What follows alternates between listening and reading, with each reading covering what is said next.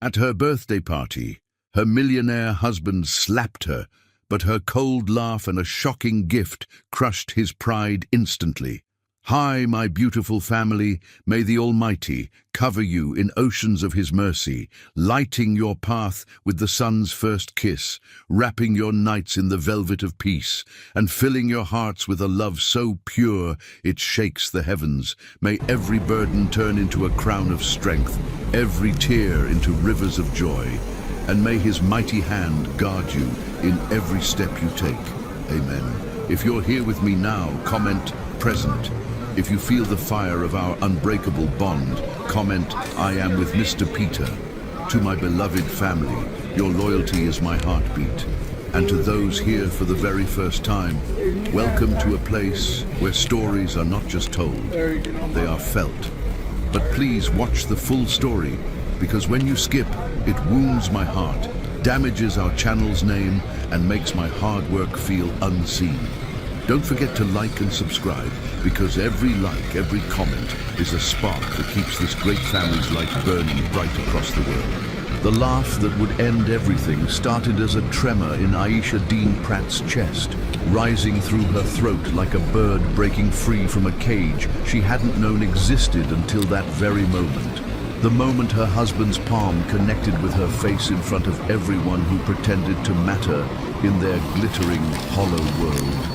The Pratt mansion gleamed with calculated perfection that January evening, every surface reflecting the warm glow of 1,000 fairy lights strung for Aisha's 28th birthday party. Crystal champagne flutes caught the light like promises, and the air hummed with the kind of restrained elegance that cost more than most people's annual salaries. Aisha stood in the center of it all, wearing the ivory silk dress Aiden had selected for her. Not chosen, selected, the way one might select wallpaper or a decorative vase.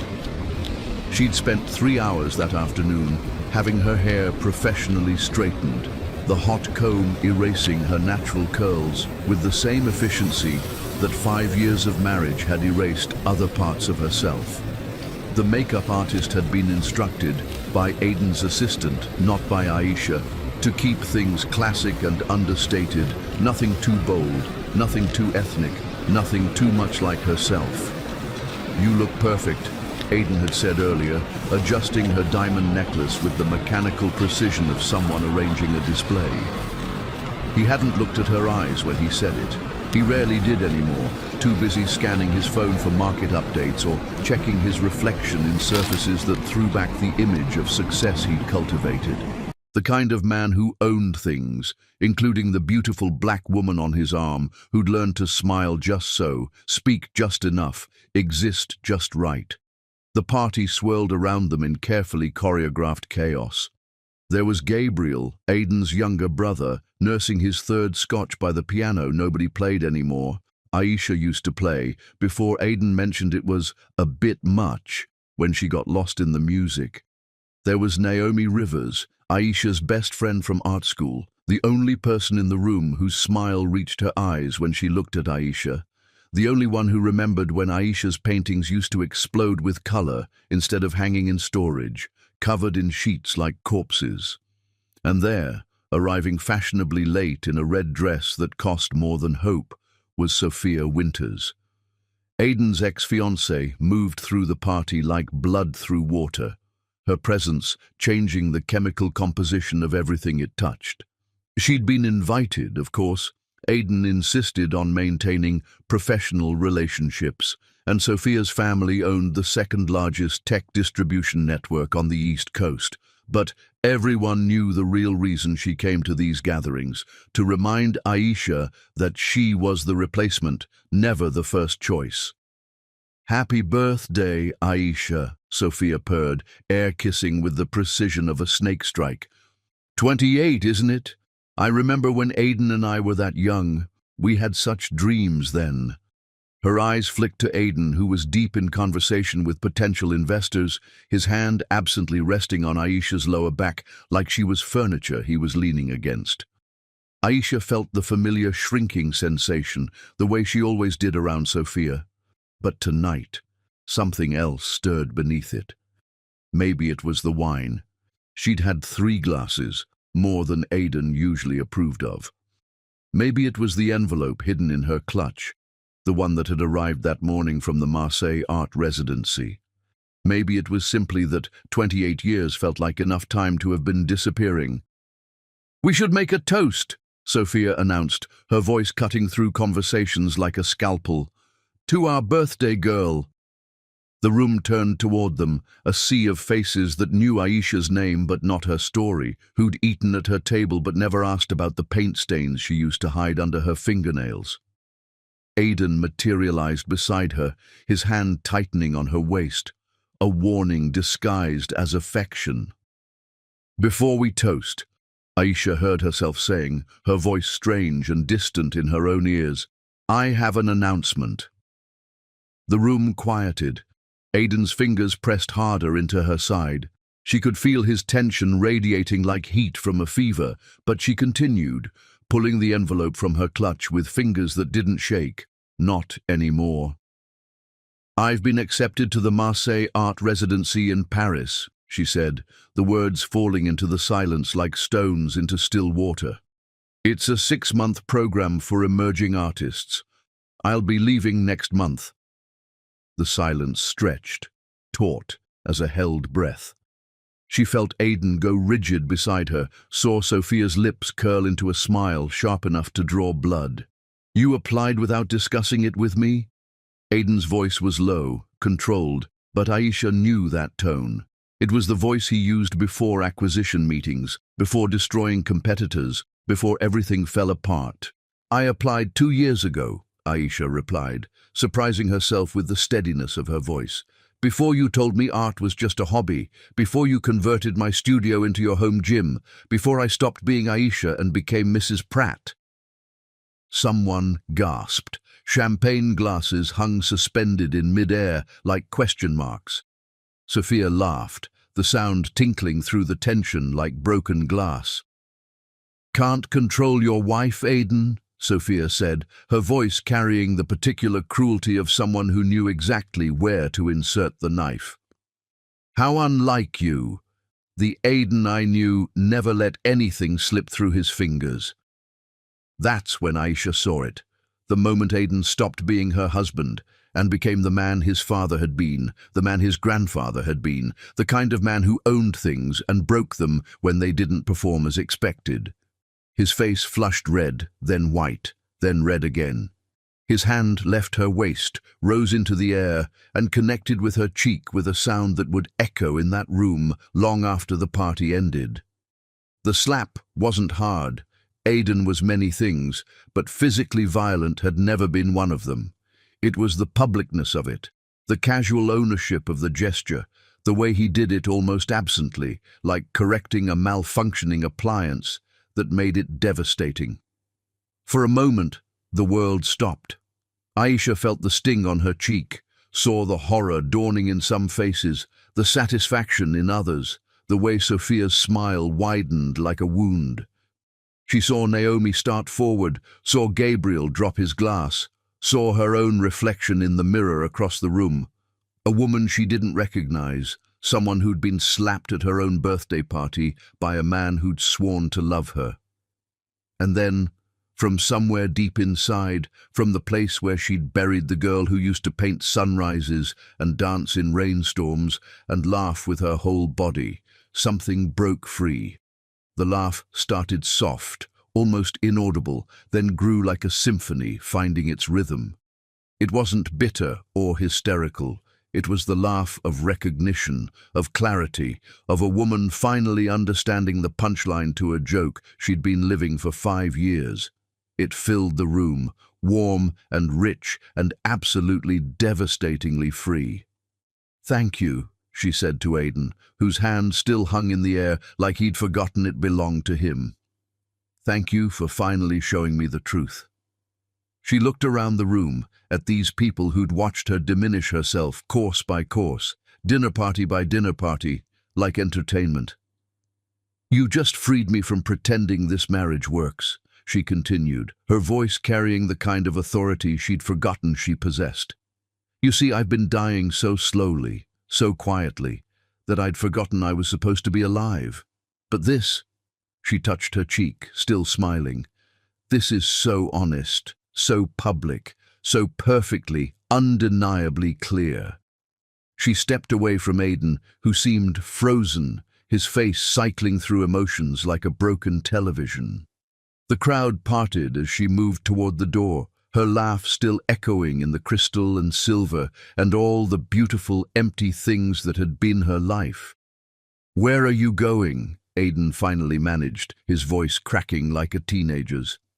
Aisha turned at the doorway, and in that moment, with her cheek reddening and her eyes bright as stars, she was the most beautiful thing in that room full of beautiful things. But it was a beauty that belonged to her alone, not to be possessed or displayed or diminished. "I'm going to remember who I was before I forgot," she said. "I'm going to paint with all the colors you taught me to hide. I'm going to laugh with my whole body instead of that polite little sound you approved of. I'm going to be so magnificently myself that this moment, this slap, this party will seem like a small price to pay for my freedom." She looked directly at Sophia then, whose smile had faltered. "And you? You can have him.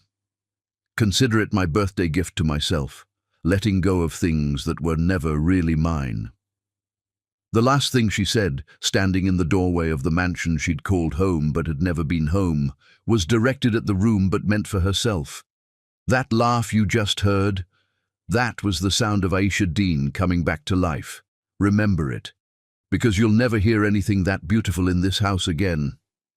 And then she was gone, leaving behind only the echo of her laughter and a room full of people who would spend the rest of their lives trying to forget the night they watched a woman resurrect herself with joy instead of tears, with laughter instead of shame, with a freedom so complete it made their own cages visible. Aidan stood in the center of his perfect party, his hand still tingling from the slap, his ears still ringing with her laugh, knowing with absolute certainty that he'd just made the worst mistake of his life. And somewhere in the distance, getting farther away with each passing second, Aisha Dean walked into the night, her laughter carrying on the wind like a promise of everything she was about to become. Chapter 2. The Empty Mansion. Aidan Pratt woke to a silence so complete it felt like drowning in reverse. Instead of water filling his lungs, it was emptiness, vast and suffocating, pressing against him from all sides of the California king bed that suddenly seemed infinite without Aisha's warmth beside him. The morning light filtered through curtains she'd chosen, ivory silk with the faintest thread of gold running through them, something about bringing warmth to cold spaces, she'd said. He hadn't really listened then, too busy reviewing quarterly projections on his tablet while she held fabric samples up to the window. Now, in the harsh clarity of his hangover and the sharper clarity of what he'd done, every detail she'd ever tried to share with him seemed to matter desperately. His hand throbbed with a pain that had nothing to do with physical impact and everything to do with the phantom sensation of her cheek against his palm. He'd hit his wife at her birthday party, in front of everyone who mattered in their social circle and, more importantly, in front of the one person who mattered most, Aisha herself. The laugh. God, that laugh. It played on repeat in his mind like a broken record, each iteration revealing new layers of meaning. Not bitter, not broken, liberated. That's what terrified him most. She'd laughed like someone who'd just discovered the door to their prison had been unlocked all along. He reached for his phone, that familiar lifeline to a world he could control, but found instead a handwritten note on her pillow. Aisha's handwriting, the cursive loops he'd once called charmingly old-fashioned, while suggesting she might want to type important things instead. "Aidan, the movers will come at noon. Please don't make this harder than it needs to be. I left my journal on your desk, not for reconciliation, but for understanding. You were never cruel, just absent. Sometimes that's worse. AD, not AP. She'd already shed his name, like an ill-fitting coat. He stumbled from the bed, his feet finding the cold marble floor that Aisha had wanted to cover with Persian rugs. For warmth, she'd said, but he'd insisted on keeping the surfaces clean, minimal, controlled. The house felt like a mausoleum now, all sharp edges and reflective surfaces throwing back versions of himself he didn't want to see. Her studio, no, his home gym, stood empty of her presence, but full of her absence. The treadmill and weights he'd installed seemed like intruders now, corporate invaders in what had been her sacred space. But there, in the corner where the mirror met the wall, a streak of cerulean paint remained, a rebel fragment of color in his monochrome world. He touched it, and his finger came away clean, long dried, probably years old, a fossil of the woman she used to be. The journal waited on his desk like an accusation bound in leather. He'd given it to her for their first anniversary, inscribed with, "For your thoughts, AP." He opened it with hands that shook like autumn leaves, and her world spilled out in watercolor words and sketched margins. Year 1. He says I laugh too loudly. I'm learning to modulate. Marriage is about compromise. Year 2. Aidan suggested I skip the gallery opening. He's right. Those events run so late, and he needs me fresh for the Henderson dinner. My art will wait. Year 3. I paint at 3 a.m. now. The sunrise through the kitchen window turns everything gold. Aidan sleeps through it. Maybe that's better. My joy feels too large for daylight lately. Year 4. Sophia came to lunch today. She told me about the trips they used to take, the way he used to look at her paintings. She painted too, apparently. I wonder if he asked her to stop as well, or if I'm special in my diminishment. Year 5. I am disappearing. Not dramatically, not all at once, but pixel by pixel, like a photograph fading in reverse. Yesterday, I couldn't remember the last time I mixed colors just to see what would happen. Today, Aidan told me I look perfect. I wanted to scream that perfect things are dead things, but I smiled instead. I'm becoming excellent at smiling. The final entry was from yesterday, hours before the party. The acceptance letter came. Paris wants me. My old professor wrote that my portfolio showed a hunger that could reshape contemporary art. I laughed until I cried, then cried until I couldn't breathe. I'm going to tell him tonight. Either he'll see me, finally see me, or he'll show me who he really is. Either way, I'll be free. Aidan set the journal down with the care of someone handling explosives. His phone buzzed. 43 messages, 18 missed calls. The board, the investors, Sophia, of course. Her message simply a champagne emoji and a question mark, but nothing from Aisha. The doorbell rang. Not movers. It was only 9 a.m. He descended the stairs, each step echoing in the vast foyer they'd argued about. She'd wanted something cozier. He'd insisted on grandeur. Joseph and Grace Dean stood at his door, Aisha's parents, looking at him with eyes that held no forgiveness. Joseph Dean was a tall man who carried himself like royalty despite driving a 15-year-old Honda. Grace stood beside him, her natural hair a silver crown, her posture suggesting she'd rather be anywhere else but was here for duty. They looked like what Aisha would become if she'd been allowed to age into herself instead of into Mrs. Pratt. "We're here for her things," Joseph said, his voice the kind of deep that came from years of speaking truth, whether people wanted to hear it or not. "The movers," Aidan started. "We cancelled them," Grace interrupted, the first time she'd ever interrupted him in 5 years. "Our daughter's life isn't something to be handled by strangers. We'll take what matters. You can keep what you paid for."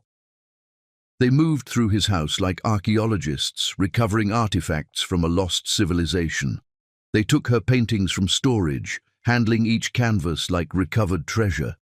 They took her grandmother's sewing box, the one he'd suggested might look better in the attic. They took the succulent garden she'd cultivated on the kitchen windowsill, the one sign of life in his sterile kitchen. "She painted this the night before your wedding," Grace said, holding up a canvas Aidan had never seen. A woman dissolving into light, her face turned away, but her body language suggesting either departure or arrival, he couldn't tell which. "She was going to show you, but you had that conference call, remember, the one that couldn't wait." He remembered. The Tokyo merger. It had seemed so important then. Gabriel arrived as they were loading the last box, his younger brother looking disheveled and smelling of scotch despite the early hour. "Jesus, Aidan," Gabriel said, watching the dismantling of a marriage in cardboard boxes. "You actually did it. You actually became Dad." Their father, William Pratt, had been a titan of industry who died at his desk. His third wife, not their mother, finding him slumped over acquisition papers. He'd been successful by every metric that mattered to Wall Street and a failure by every metric that mattered to human hearts. "Where is she?" Aidan asked his brother, knowing Gabriel and Aisha had maintained a friendship despite Aidan's subtle discouragement. "Somewhere you can't follow her with your checkbook," Gabriel replied. "She's with Naomi, and before you ask, no, I won't tell you where. You need to sit with this, brother. You need to feel what it's like when the thing you took for granted stops existing." Joseph paused at the door, the last box in his arms. "We warned her," he said, not unkindly, but with the weight of prophecy fulfilled. "We said money couldn't buy respect, but she loved you, believed you'd see her eventually." He shook his head. "That laugh last night? That wasn't heartbreak, son. That was recognition. She finally saw what we'd seen all along. You're a man who collects beautiful things but doesn't know how to love them." After they left, Aidan stood in his empty mansion, not empty of furniture, but empty of her essence, which he was only now realizing had been the thing that made it home. His phone rang, the board. "Pratt, we need to discuss last night," Harrison Wells, the board chairman, said without preamble. "The video is already circulating." "What video?" "Someone filmed it. The slap, her speech, that laugh. It's on social media. The optics are problematic." Aidan found the video within seconds. Someone, he couldn't tell who, had captured everything from the moment Aisha announced Paris to her exit. The comments were brutal. "That laugh gave me life. She's free now." The way she said thank you after he hit her, iconic. "Anyone know her art? I want to support her work." He looks like every man who just realized what he lost. But it was Aisha's face in the video that destroyed him. In the moment before the slap, there had been hope in her eyes. She'd been looking at him, really looking, waiting to see if he'd surprise her, support her, see her. The slap had extinguished that hope, but it had ignited something else, a fierce, uncontainable joy at finally having proof of what she'd suspected all along. The house groaned around him, settling into its foundations, and Aidan realized it had never been their home. It had been his display case, and she had been the centerpiece, positioned just so, lit just right, never allowed to move lest she disturb the exhibition. He climbed the stairs to their bedroom, his bedroom now, and found one thing she'd left behind, her wedding ring, placed precisely in the center of his pillow, not thrown in anger, not hidden in spite, but placed with the same care she'd once used to arrange flowers he'd never noticed, to fold his shirts just how he liked them, to love him in ways he'd been too blind to see. The laugh echoed in the empty mansion, bouncing off marble and glass, finding no soft surface to absorb its truth. Aidan Pratt, master of acquisitions, captain of industry, man who'd built an empire on seeing opportunities others missed, sat on his perfect bed in his perfect house and finally understood the actual cost of perfection. It was the sound of a woman's laughter, walking away free. Chapter 3. The Separation Spectacle. Freedom, Aisha discovered, tasted like cheap coffee at 6 a.m. in Naomi's cramped apartment, where the walls were thin enough to hear the neighbors' dreams and the radiator clanged like a jazz drummer who'd lost the beat. And it was the most beautiful symphony she'd heard in years.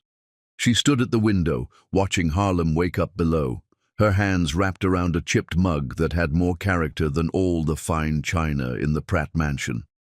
The morning light hit different here, not filtered through expensive treatments, but raw and honest, painting everything in shades of possibility. Her reflection in the glass showed a woman she was still getting to know, hair spiraling free in its natural state, face bare of the carefully applied mask she'd worn for 5 years, cheek still faintly bruised, but somehow making her look more alive than perfect ever had. "You're painting with your eyes again," Naomi said from the doorway, dressed in paint-splattered overalls that cost nothing and said everything about a life lived in color. "I can always tell. Your fingers start twitching." It was true. Aisha's hands had begun moving of their own accord, muscle memory of holding brushes returning like a mother tongue she'd been forbidden to speak. She'd woken at 3 a.m., the only time she'd been allowed to be herself in the mansion, but instead of creeping to a hidden corner, she'd set up right in Naomi's living room, claiming space like a conquistador of her own existence. The painting had poured out of her like water breaking through a dam. A woman's silhouette dissolving into laughter, each ha becoming a bird taking flight, their wings made of all the words she'd swallowed over the years. She'd titled it simply, Day 1. "Vivian from the gallery called," Naomi said, settling beside her with her own coffee, black, strong, unapologetic. She saw the video. Everyone's seen the video. She wants to discuss representation. The video. Aisha had watched it once, needing to see herself from the outside to believe it had really happened. There she was, announcing Paris with a voice that grew stronger with each word. There was Aiden, his face cycling through emotions like a man watching his stock portfolio crash. There was the slap, almost delicate in its violence, and there was her laugh, rising like a phoenix from the ashes of who she'd been. She also said, Naomi continued carefully, that Aiden's been calling, wanting to buy every piece you've ever shown there. "Of course he has," Aisha said unsurprised. "He thinks everything can be acquired, even redemption." Her phone, a new one, number unknown to the Pratt world, buzzed with notifications. Her Instagram, dormant for 3 years, Aiden had thought social media unseemly for his wife, had exploded overnight. Someone had found her old work, posting it with hashtag the laugh that saved her. 30,000 new followers in 12 hours. Messages from galleries, collectors, women who saw themselves in her story. But it was one message that stopped her cold. A simple text from an unknown number that she knew immediately was him. "Please come home. We can discuss this rationally." Rationally, as if their marriage had been a business contract with terms to be negotiated. She deleted it without responding, each swipe a small act of revolution. "The lawyer wants to meet today," she told Naomi. "Separation papers. You sure you're ready?" Aisha looked at her painting, still wet, still becoming. "I've been ready for years. I just needed permission. Turns out the only person who could give it to me was me." The law offices of Williams and Associates occupied a floor of a building that breathed money, all mahogany and leather, and the kind of silence that cost extra. Aisha arrived in jeans and a blazer, her hair a natural cloud that seemed to take up space in a way that made the receptionist stare. She'd worn color, real color, not the muted tones of Mrs. Pratt, but a yellow that demanded to be seen. Aiden was already there, of course, 15 minutes early as always, dressed in a suit that probably cost more than most people's cars. He stood when she entered, manners his mother had drilled into him before she'd fled to Italy to escape his father. His eyes went immediately to her hair, then her clothes, then the absence of her wedding ring, cataloguing changes like a man studying a familiar painting that had been restored to its original version. "Aisha," he said, and she heard him swallow her married name like medicine. "Aidan," she replied, sitting without waiting for him to pull out her chair, another small rebellion that she saw register in his eyes. The lawyers began their dance of documents and divisions, but Aisha barely heard them. She was too busy watching Aidan try to control something that refused to be controlled. He'd brought flowers, white roses, expensive and scentless, the kind he always ordered for apologies. They sat between them like a surrender flag that didn't know the war was already over. "My client," Aidan's lawyer, a sharp-suited barracuda named Morrison, began, "is prepared to be generous. The prenuptial agreement notwithstanding, Mr. Pratt wishes to ensure Mrs. Pratt—" "Ms. Dean," Aisha interrupted, "I'll be using my maiden name." A muscle in Aidan's jaw twitched, control slipping pixel by pixel. "Ms. Dean," Morrison continued, consulting his notes, "is comfortable. A settlement of $2 million, the Mercedes, and—" "I don't want money," Aisha said, her voice cutting through the legal fog like morning light. "I want my paintings back. All of them. The ones in storage, the ones he bought before we married, the ones I created during. I want my grandmother's piano from the attic. I want my freedom, complete and unencumbered. He can keep everything else." "That's ridiculous," Aidan burst out, the first crack in his composure. "You're entitled to—" "To what?" Aisha turned to face him fully for the first time, and he flinched at what he saw in her eyes. Not anger, but absence, the complete evacuation of feeling where love used to live. "To half of things I never wanted, to be bought off like another acquisition. I'm not for sale, Aidan. I never was. That's what you never understood." She stood, pulling out her own folder, prepared by a lawyer friend of Naomi's who worked for a non-profit. Not this tower of gold and greed. "Here are my terms," she said, placing the papers on the table with the same precision she'd once used to place his dinner just so. "I want nothing that was yours before. I want nothing that became ours during. I want only what was mine that I lost along the way. Sign it, and I'll be gone. Fight it, and I'll make this public in ways that will make that video look like a love letter." "You're being emotional," Morrison said, the condescension dripping like honey. "Perhaps we should reconvene when—" Aisha laughed. Not the transformative laugh from the party, but something smaller, sharper, a scalpel of sound that made Morrison step back. "Emotional," she repeated, tasting the word like wine. "Yes, I am. I'm feeling everything I wasn't allowed to feel for 5 years.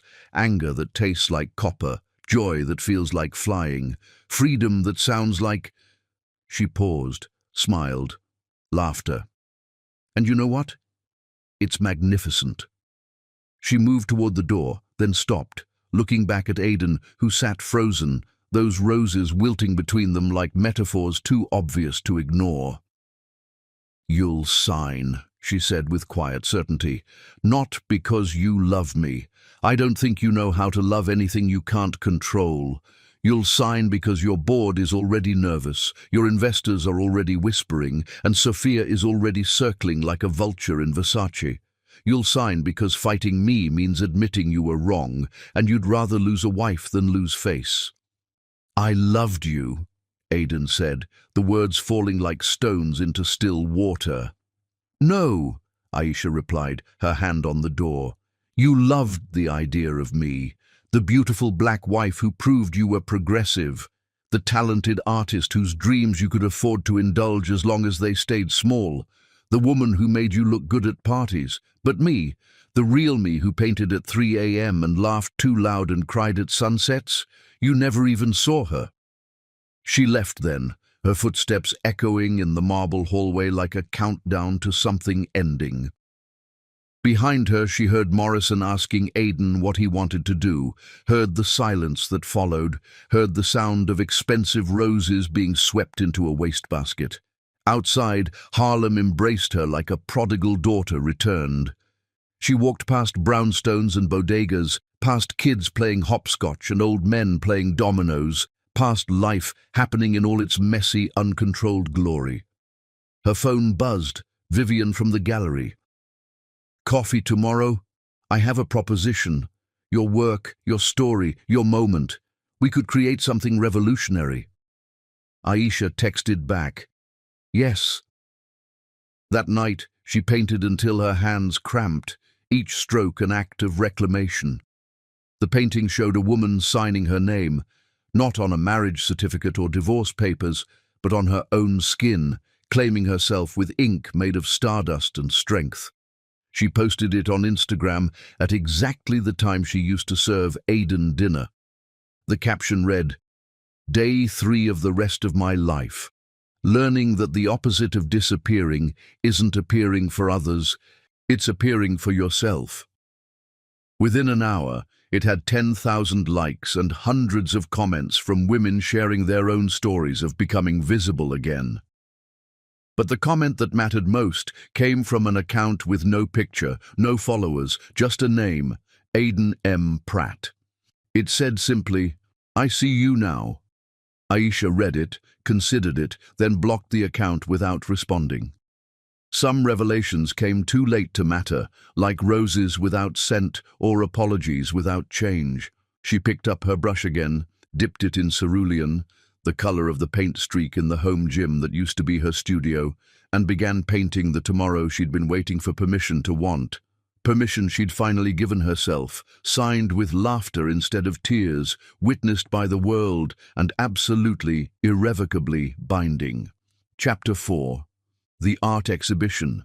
3 weeks after the slap heard round the Upper East Side, Aisha Dean stood in the center of the Morrison Gallery, watching her pain transform into other people's catharsis as strangers wept in front of her paintings like pilgrims at a shrine to every woman who'd ever made herself smaller to fit into someone else's life.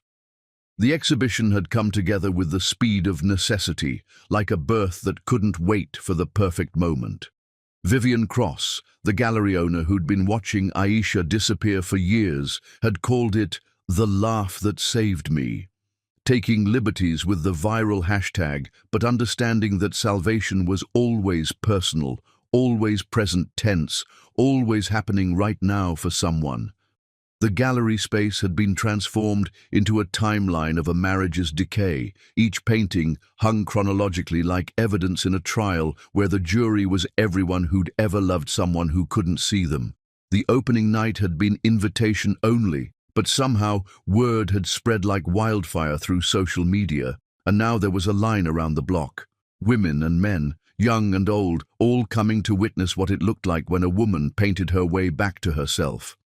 "The Times wants a statement," Vivian whispered, appearing at Aisha's elbow with 2 glasses of champagne that Aisha knew she wouldn't drink. She wanted to be completely present for this, no buffers, no softening edges. "My statement is on the walls," Aisha replied, watching a woman in her 60s stand transfixed before a painting called "Anniversary Dinner for One." A table set for 2 where one place setting slowly dissolved into shadow while the other blazed with lonely light. The paintings told the story better than words ever could. They began with "First Date," explosions of color, 2 figures dancing through a cosmos of possibility. Then came "Wedding Day," where the colors began to mute, the bride's face turned away from the viewer, as if already looking for exits. Year 1 showed a woman painting in a corner while a man's shadow fell across her canvas, darkening everything it touched. By Year 3, the woman in the paintings had become translucent, visible only in outline, like someone had begun erasing her with careful, methodical strokes. But it was the final series that made people gasp, made them pull out their phones to capture images that would circulate through the internet like a modern gospel of redemption. 3 a.m. Truth. A woman painting in darkness, her brushstrokes creating their own light. The Question, hands holding an acceptance letter while everything around them held its breath. And finally, the centerpiece, the painting everyone came to see. The Laugh. She'd painted it in a fever over 3 days, barely sleeping, hardly eating, following the memory like a map to buried treasure. The painting showed a woman's face at the moment of impact, not the slap, which was relegated to a mere shadow at the edge of the frame, but the impact of realization. Her mouth was open in laughter, and from it poured not sound but color. Every shade she'd been denied, every hue she'd hidden, every tone she'd been told was too much. The laugh became a river, a flood, a biblical deluge of everything she'd kept contained, and in the background, barely visible unless you looked closely, was the shadow of a man drowning in the art he'd tried to suppress. "It's priced at 50,000, Vivian had said when they'd hung it. "It's not for sale," Aisha had replied. "That one's mine." Now, standing in the gallery, surrounded by her truth made visible, Aisha felt the particular weightlessness that came from having nothing left to hide. She'd worn red tonight, not burgundy, not wine, but red like fresh blood, like Valentine's, like stop signs. Her hair was styled in a crown of braids that added 3 inches to her height, and she'd lined her eyes with gold that caught the gallery lights like a promise to never be invisible again. "He's here." Naomi's voice cut through Aisha's reverie. She didn't need to ask who. She could feel Aidan's presence like a shift in barometric pressure, that particular weight he brought to any room, the way space reorganized itself around his importance. He stood just inside the entrance, and for a moment, Aisha saw him as her paintings must see him. A man confronted with the visual evidence of his own failures, each canvas a mirror reflecting back the husband he'd actually been, rather than the one he'd imagined himself to be. He wore all black, whether in mourning or trying to disappear she couldn't tell, and his face had the hollow look of someone who'd been feeding on regret for 3 weeks straight. Gabriel was with him, one hand on his brother's shoulder as if to keep him from fleeing or advancing. Aisha couldn't tell which. They began moving through the gallery, and Aisha tracked their progress by the whispers that followed, the way conversations stopped mid-sentence, the way people pulled out their phones to capture this. The slapper, viewing the slapped's response, hung on walls for public consumption. She watched him stop at year 2, the studio becomes a gym, which showed artists' supplies being slowly replaced by exercise equipment, easels morphing into treadmills, paint cans transforming into protein shakes. His hand went to his mouth, a gesture she'd never seen him make, too uncontrolled for his usual repertoire. At year 4 dinner party performance, he actually stepped back. The painting depicted a woman performing happiness at a long table, her smile so bright it cast shadows, while her real self sat underneath the table, knees pulled to chest, hands over ears, trying to disappear into the tablecloth's folds. Aisha had painted it after a particularly brutal evening with his colleagues, where she'd been asked to tell that funny story about growing up in Harlem 3 times, like she was a jukebox that played poverty for entertainment. But it was when he reached the question that something in him seemed to break. The painting showed the moment before, a woman holding an envelope, her face a battlefield between hope and experience, while a man in the background checked his phone, already absent before the conversation began. Aidan stared at it for so long that people began to gather, wanting to see what had transfixed him. "That's him," someone whispered, "the husband." "Oh my God, it is. The audacity. Should someone call security?" But Aisha had already begun walking toward him, the crowd parting like she was Moses, and they were the Red Sea of the curious and sympathetic. She felt every eye in the gallery follow her, everyone waiting to see what would happen when the woman who laughed met the man who'd struck her. "You came," she said simply, stopping just outside of his reach. A distance she calculated without thinking, muscle memory of 5 years of gauging his moods by proximity. "I had to see," Aidan replied, his voice hoarse like he'd been screaming or crying or possibly both. "I had to understand." "And do you?" She gestured to the walls around them. "Understand?" He looked at her, really looked, maybe for the first time since their wedding day, and she saw him catalogue the changes. the confidence in her posture that made her seem taller, the way she took up space now, unapologetically, the absence of the careful smile she'd worn like armor, the presence of something else, not happiness exactly, but the possibility of it, which was somehow more devastating. "I see what I did," he said slowly, "but I don't understand how I didn't see it while it was happening." "Because you weren't looking," Aisha replied, not unkindly but with the matter-of-factness of someone stating weather conditions. "You were busy seeing what you expected to see, the grateful wife, the appropriate partner, the successful acquisition." "You were never—" he started, but she held up her hand.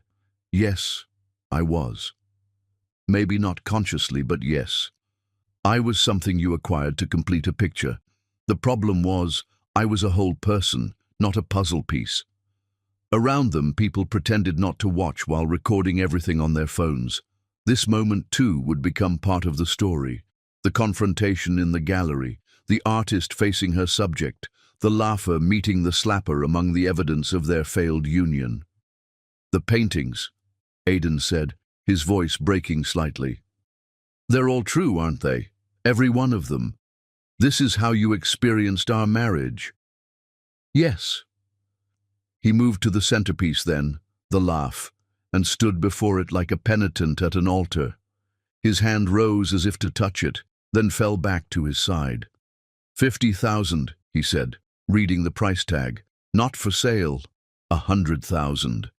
"It's not for sale, Aidan. 200. "Stop." Her voice cut through his numbers like they were nothing, which they were. "You can't buy your way out of this. You can't acquire absolution. That painting stays with me because that moment stays with me. The good and the bad and the liberating truth of it all. I'm seeing a therapist," he offered, like it was currency in a transaction she hadn't agreed to. "Good. You should see several. I've taken a leave from the company. That's your journey, not mine. I love—" "Don't." This time, her voice was sharp, final. "Whatever you were about to say, don't. Love isn't past tense apologies or present tense grand gestures. Love is all the daily moments you missed, the accumulated seeing you didn't do. You can't love someone retroactively." Gabriel stepped forward then, gentle and careful. "We should go, Aidan." But Aidan wasn't finished. "The papers. I signed them. Everything you asked for. The paintings, the piano, the freedom. It's all yours." "It was always mine," Aisha replied. "You just had temporary custody." As the brothers turned to leave, Aidan stopped at the door, looking back at the gallery full of people who'd come to see his failures transformed into her triumph. "For what it's worth," he said, loud enough for everyone to hear, "that laugh was the most honest thing that happened in our entire marriage." "I know," Aisha replied. "That's why it saved me." After he left, the gallery seemed to exhale collectively. Sales were being finalized, interviews being requested, pictures being taken. But Aisha found herself standing again before the laugh, seeing it now not as the ending of something, but as the beginning. Ms. Dean, a young black woman, maybe 22, stood beside her, tears streaming down her face. "I just wanted to say, I'm getting married next month. I've been having doubts, little ones, about the way he talks about my dreams like they're hobbies, about how he schedules our time, about the way I've started to make myself quieter. I came here thinking I was being dramatic, but—" She gestured at the paintings. "This could be me in 5 years, couldn't it?" Aisha took the young woman's hands, feeling the weight of the moment, the responsibility of being someone's cautionary tale and inspiration simultaneously. "The only question that matters," Aisha said gently, "is this. Does he see you, or does he see who he needs you to be?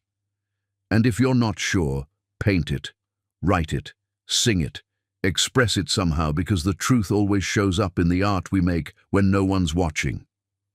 The young woman nodded, squeezed Aisha's hands, and walked out of the gallery with her phone already to her ear, having a conversation that would change her life's trajectory. Vivian appeared with a bottle of champagne. "Every painting except The Laugh has sold. You're officially a sensation. The Times, The New Yorker, Art Forum, everyone wants an interview." But Aisha was looking at her phone, at a new message from the Marseille Art Residency. "We've been following your story. Your spot is still available, but we suspect you might not need us anymore. You've already become what we hoped to help you discover." She laughed then, not the laugh that had freed her, but a new one, smaller and sweeter. The laugh of someone who'd learned that sometimes the best revenge isn't success or money or even public vindication. Sometimes it's simply becoming exactly who you were always meant to be, painting it for the world to see, and hanging a "not for sale" sign on the moment you finally chose yourself. Chapter 5.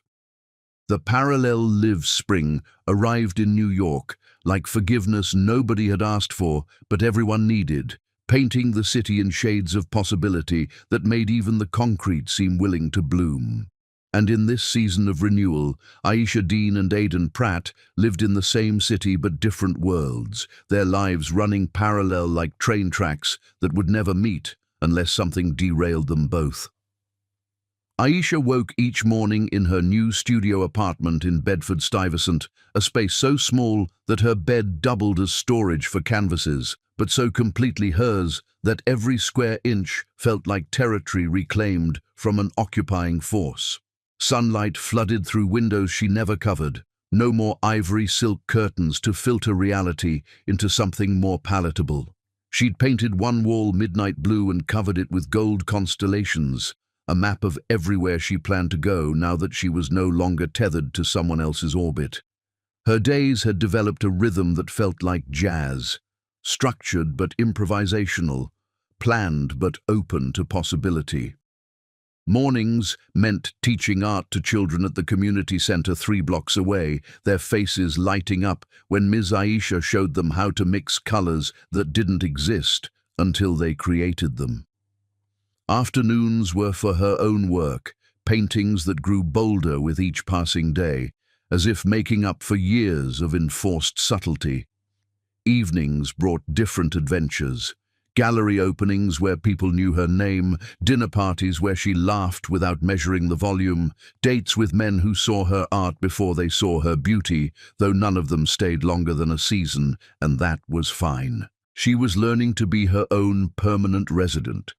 Across town, in the mansion that felt more mausoleum than home, Aidan Pratt was discovering what happened when you removed the center from something that had been built around it. Everything collapsed inward, like a dying star, leaving a black hole that consumed light, time, and any attempt at normal function. He'd kept his leave of absence from the company despite the board's protests, letting Gabriel handle the daily operations while he tried to figure out who he was when he wasn't acquiring things. The house staff had been reduced to just Celia, the housekeeper who'd worked for his family for 20 years, and who now looked at him with the kind of pity reserved for people who'd lost something they'd never truly possessed. His days had structure but no meaning. Therapy at 9, Dr. Vivian Cross, who'd been recommended by Gabriel and who had a way of asking questions that made him feel like he was performing surgery on himself without anesthesia. Gym at 11, in the room that had been Aisha's studio, where that streak of cerulean paint still remained like a ghost of color in his monotone world. Business calls he didn't care about at 2. And then the long stretch of evening where he used to have a wife to ignore, and now had only the echo of her absence. He'd started visiting museums, something he'd never done despite Aisha's constant invitations during their marriage. "You'd love the way Basquiat uses color," she'd said. "There's a Rothko that makes me think of you," she'd offered. He'd always been too busy, had meetings, had calls, had anything except time for art that didn't appreciate in value. Now he spent hours standing before paintings, trying to see what she'd seen, trying to understand the language she'd been speaking while he'd been deaf to everything but profit margins.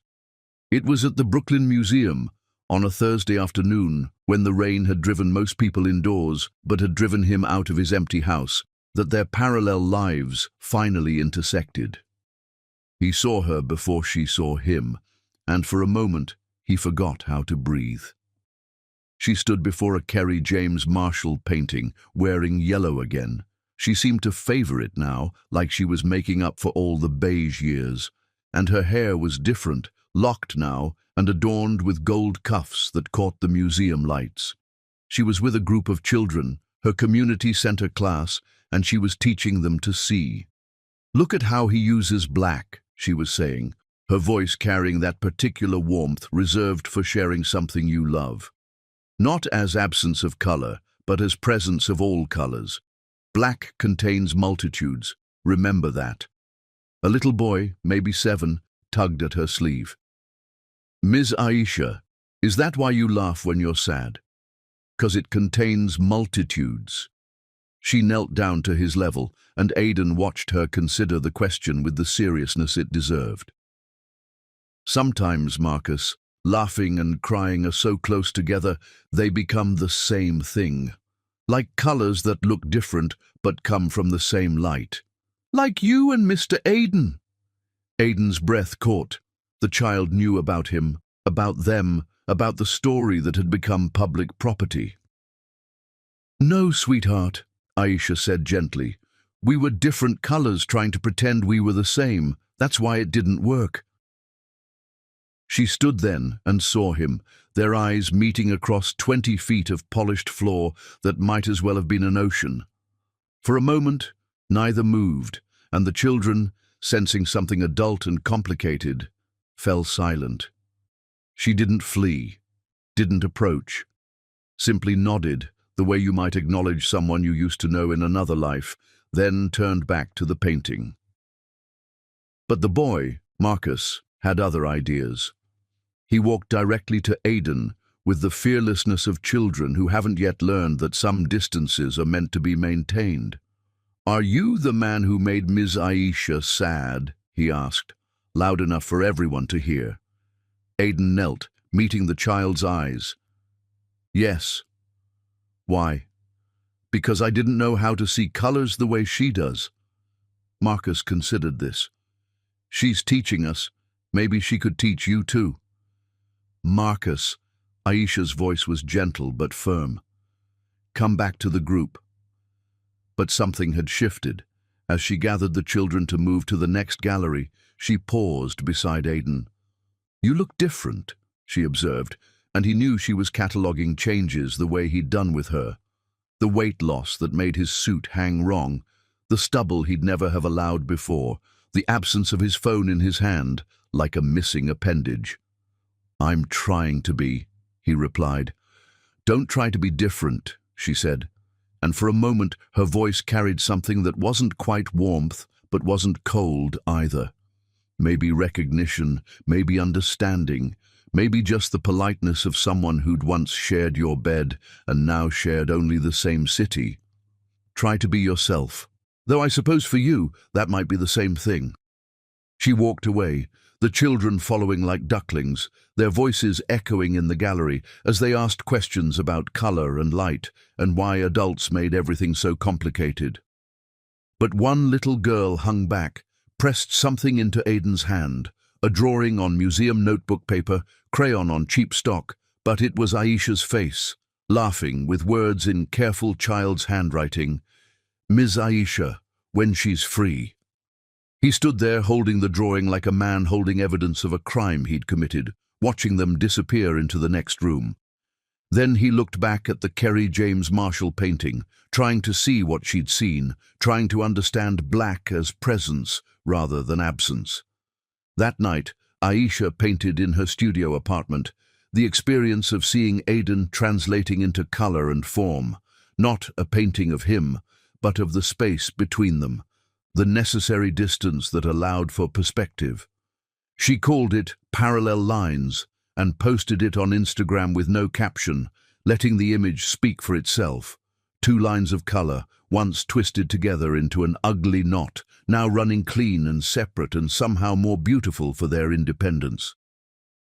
Across town, Aidan sat in his home gym that had been her studio, that child's drawing taped to the mirror beside the streak of cerulean paint.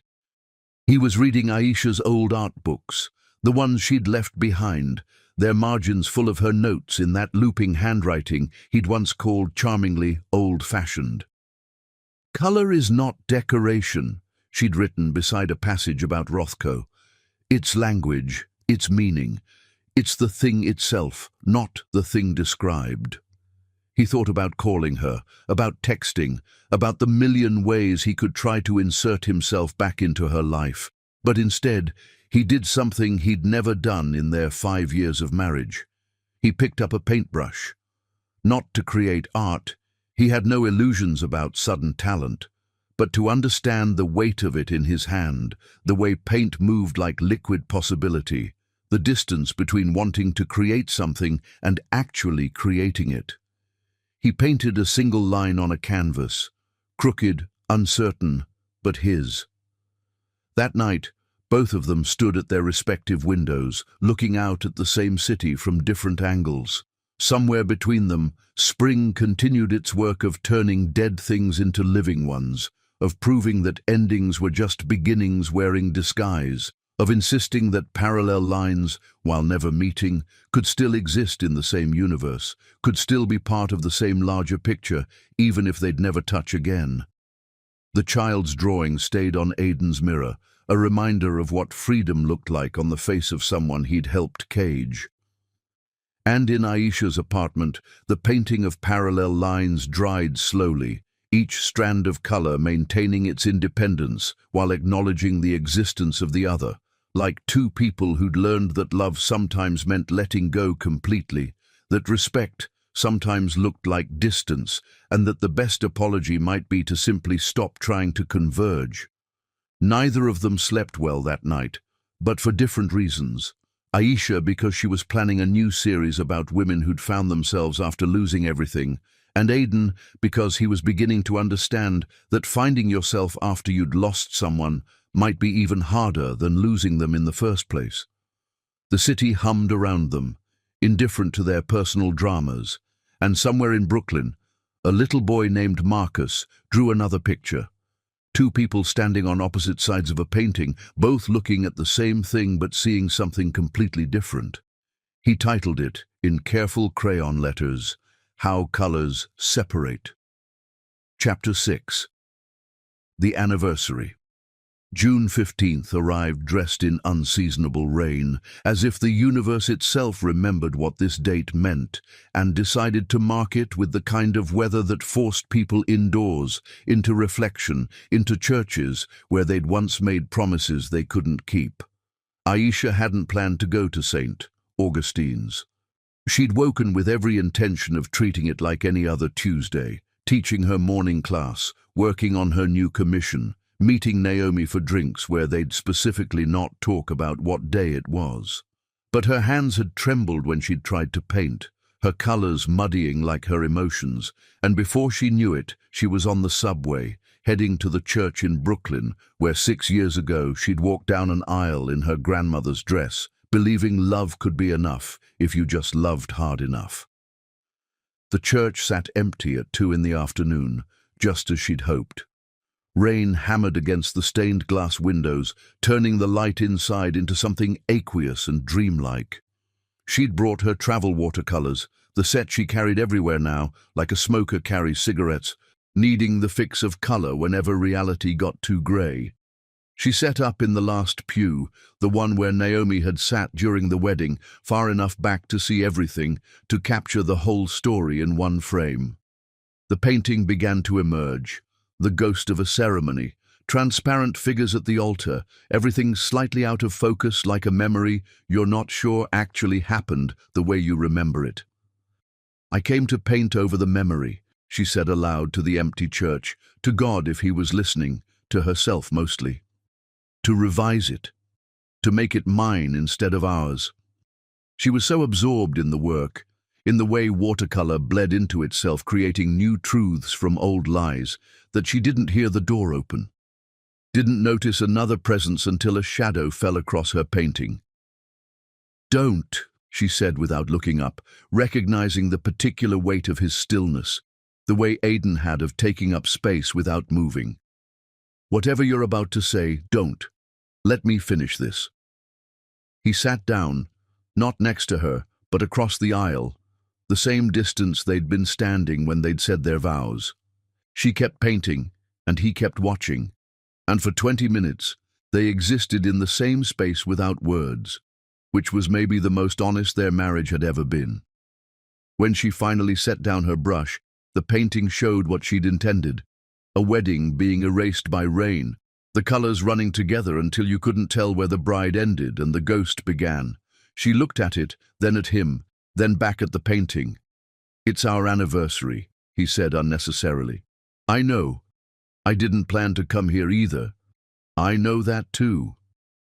He looked different than he had at the museum 6 weeks ago. Still thin, still stubbled, but something else, calmer maybe, or just resigned.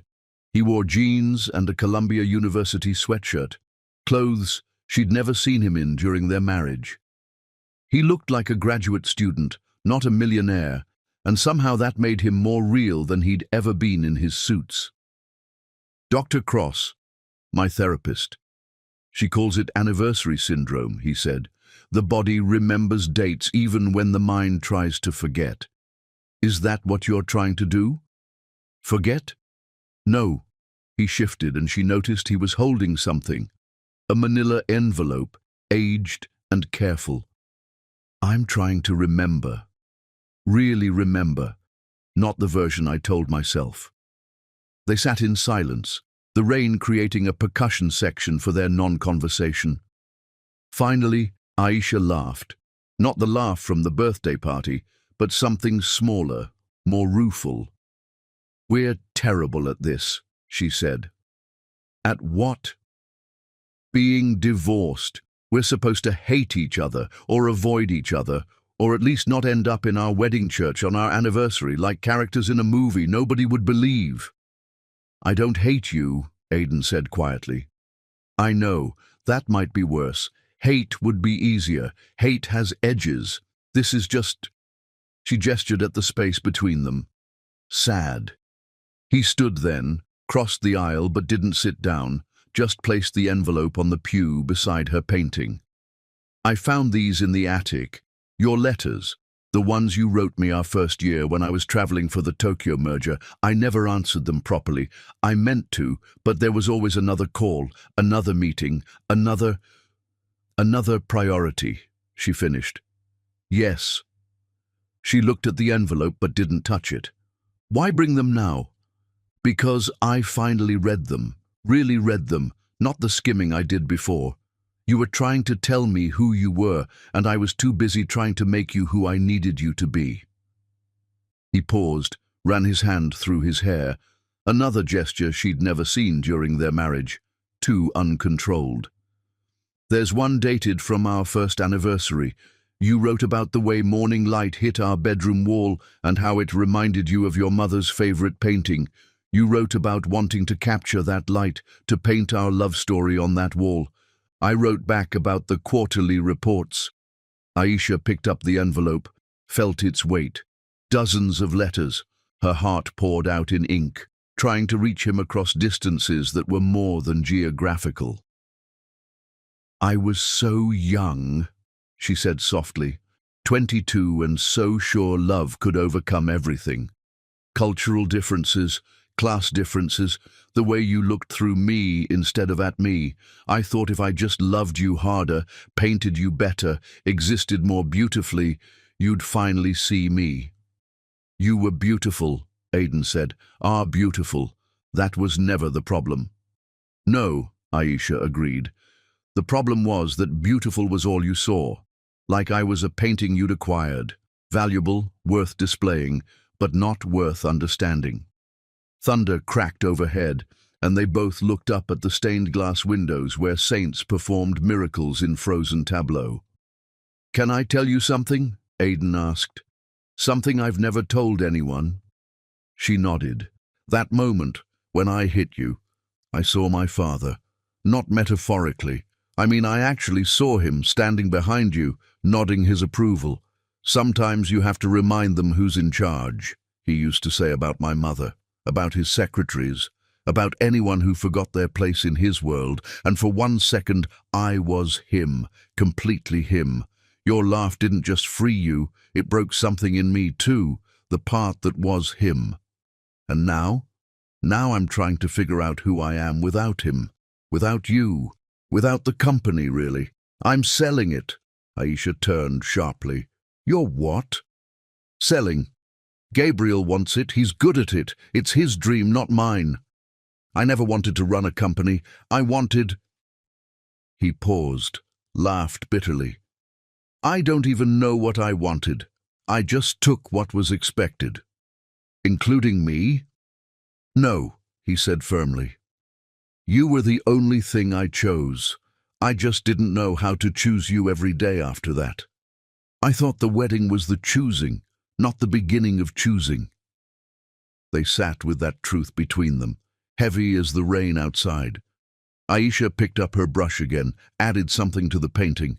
A single figure walking away from the dissolving wedding, solid and real, and moving towards something beyond the frame.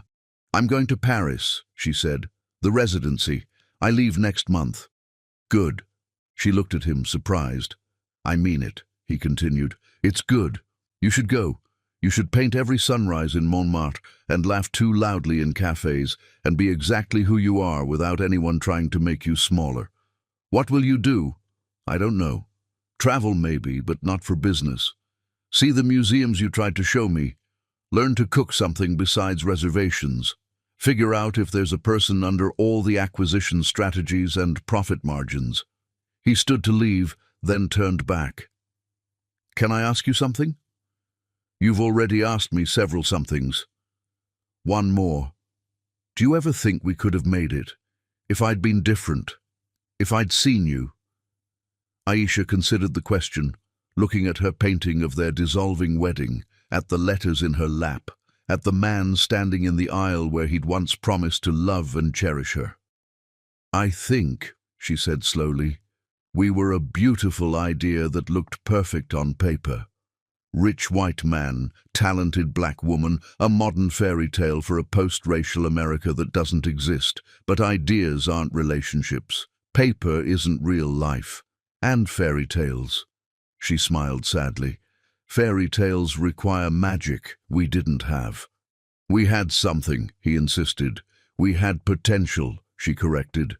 But potential isn't enough if you never develop it. He nodded, understanding finally that some truths couldn't be negotiated, some deals couldn't be closed, some acquisitions fell through because they were never meant to succeed. As he walked toward the door, Aisha called out, Aiden, he turned. The painting you're trying to do, yes, Gabriel told me, don't try to paint what you see. Paint what you feel, even if it's ugly, especially if it's ugly. That's where the truth lives.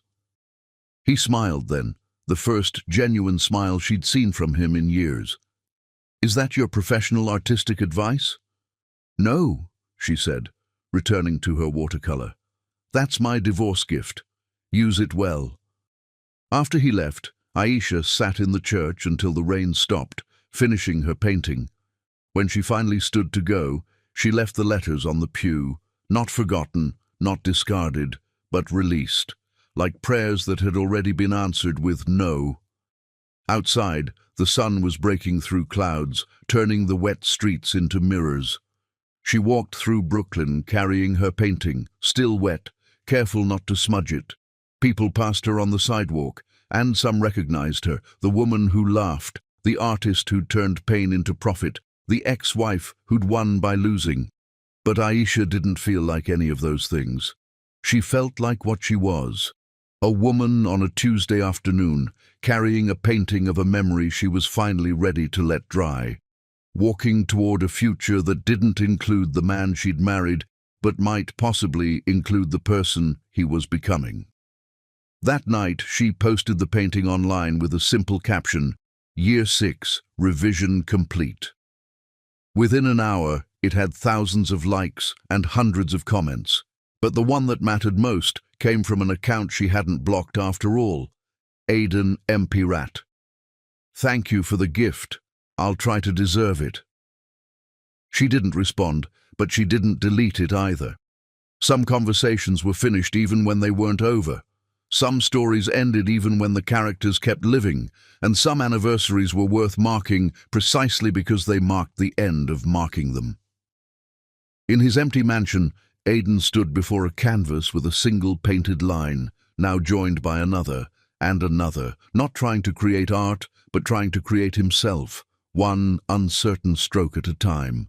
The letters she'd left at the church would be found by someone, maybe, or thrown away by cleaning staff, or remain there forever, like evidence of a love that had tried so hard to exist, it forgot to actually exist.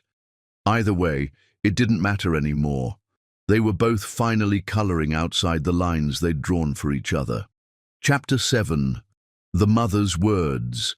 Isabella Pratt arrived at JFK Airport on a July morning so humid it felt like breathing through wet cotton, pulling a single suitcase behind her like a woman who'd learned to travel light after spending 20 years running from the weight of a marriage that had nearly killed her spirit, if not her body. She hadn't told Aiden she was coming, hadn't told Gabriel either. The only person who knew was Aisha, whom she'd found through Instagram at 3 a.m. Rome time, unable to sleep after seeing the video that had gone viral, watching her son become his father in high definition, watching another woman laugh her way to freedom the way Isabella had once cried her way to it. The message had been simple. I need to meet you. Not for him. For us. For the sisterhood of women who survived Pratt men.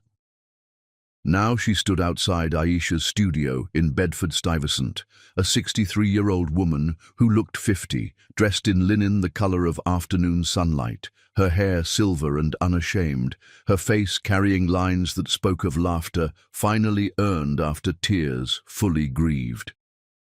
She knocked with hands that had once played piano in conservatories, painted in galleries, written poetry in journals that William Pratt had burned in their fireplace, while explaining that hobbies were unbecoming for a wife of his stature.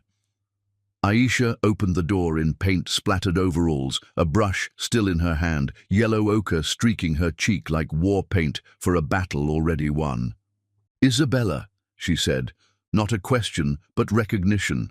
The eyes were Aiden's, that particular shade of grey that could look blue in certain light, but everything else was foreign territory, especially the smile that seemed to originate from somewhere deeper than social politeness. You're taller than I expected, Isabella said, then laughed. But then, you're standing straight. I imagine you weren't doing much of that before. Without asking, she entered the studio, taking in the controlled chaos of creation. Canvases stacked against walls, paint tubes squeezed empty like consumed possibilities, windows thrown open to let in the city's symphony of sirens and children and life happening loudly. Tea? Aisha offered, gesturing to a corner that served as a kitchen. Wine, Isabella corrected. I brought Italian, the good stuff, the stuff that makes truth easier to swallow. They sat on the floor. There was only one chair occupied by a massive canvas depicting women laughing in a thunderstorm, and Isabella pulled 2 bottles from her bag like a magician revealing secrets. I saw the video, she began without preamble, pouring wine into mason jars Aisha provided. Saw my son hit you. Saw you laugh. That laugh, ...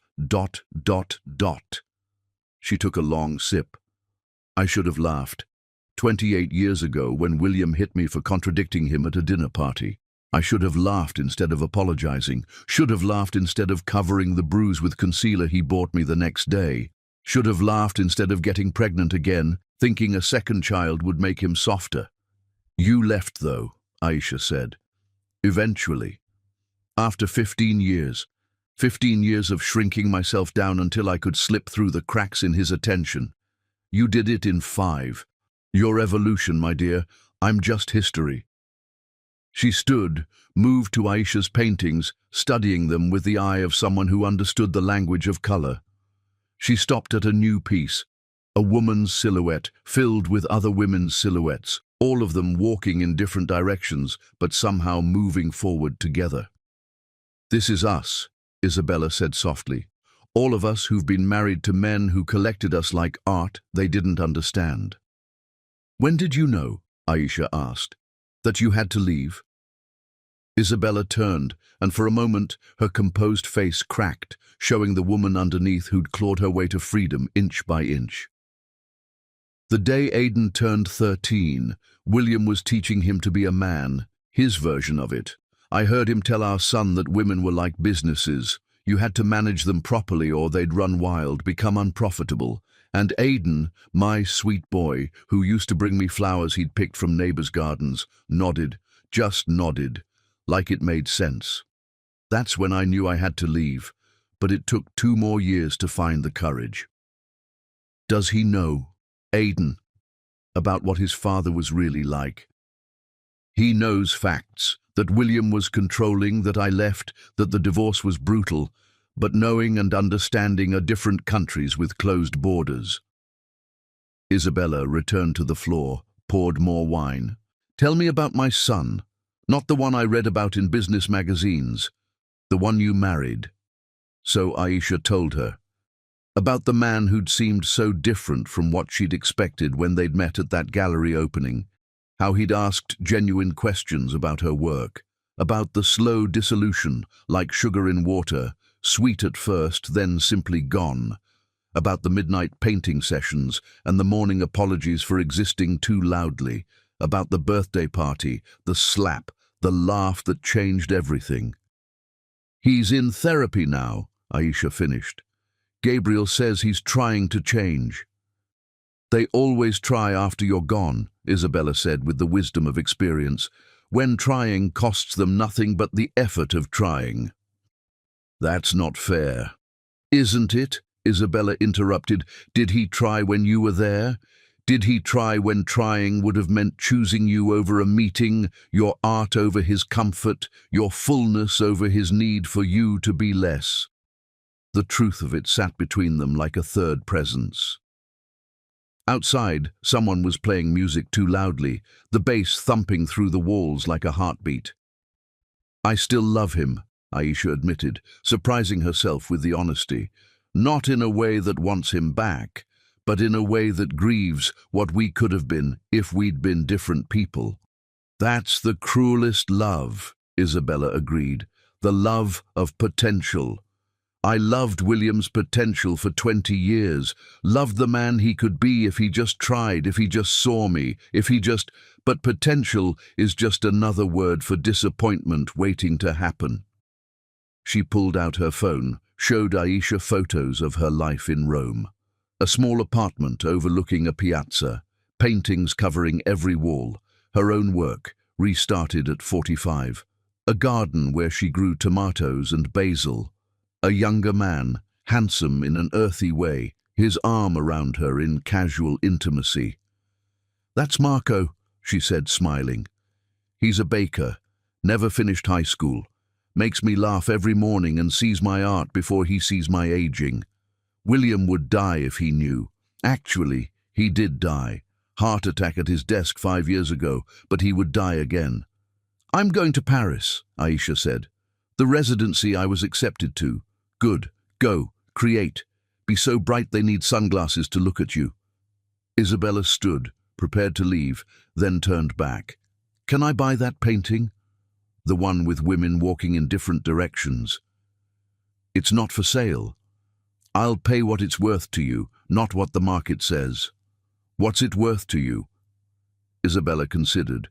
"Freedom, recognition, the knowledge that I'm not alone in this particular survival." Aisha wrapped the painting carefully. "Then it's yours, a gift from one survivor to another." Isabella hugged her then, fierce and maternal and understanding all at once. "He'll come to you," she warned. "When he hears I was here, he'll want to know what I said, what you said, what it means. Don't let him make my visit about him. This was about us."